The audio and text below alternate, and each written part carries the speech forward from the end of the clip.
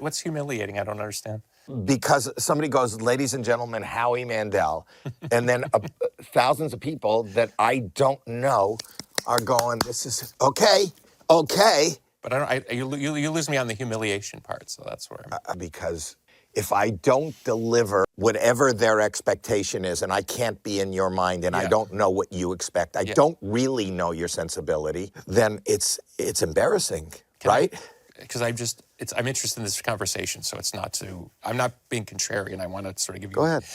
My response to the trauma of walking on stage, because I felt the exact same anxiety and the exact same sense of overwhelm.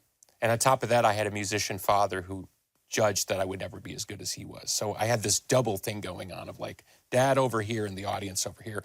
For some reason, my innate response was I don't care what you think. It was weird.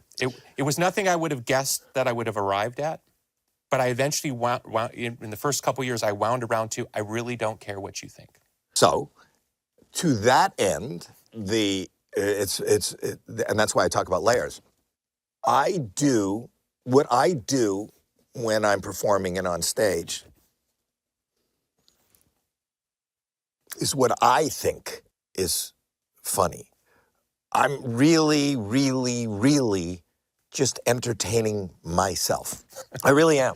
There's a joke there, you realize. Yeah, in fact, well, I always say that, most comedians say, if I could just make one person laugh, I'm doing my job. Yeah. That is so true. And that one person needs to be you. Yeah. It really needs to be you.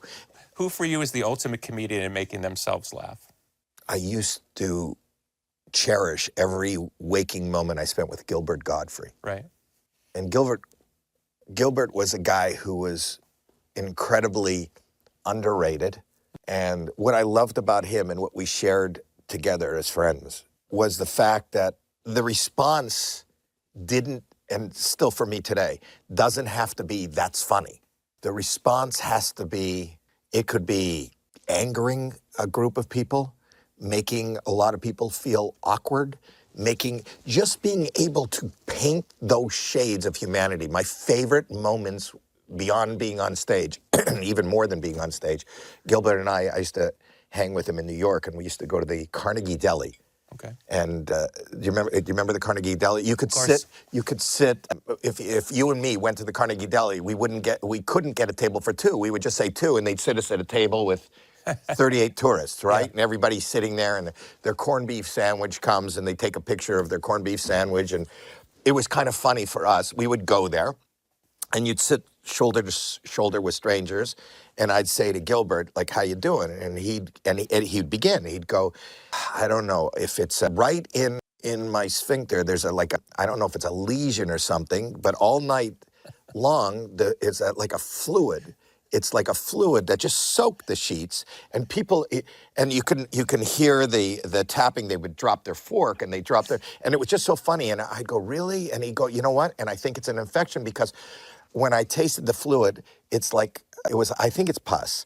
And that would just be the beginning. And then I'd gag and I threw up on myself, and then my ass is bleeding and there's pus and I'm throwing, and I'm just giving you it would go on until people would drop their plates, and we would just see how long it would take to empty the table.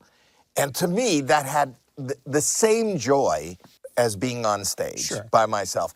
And the truth is that and there's a few other comedians that I know that we share that need to entertain ourselves, and it doesn't have to be what you would think is a joke. Is it a pathological urge, do you think?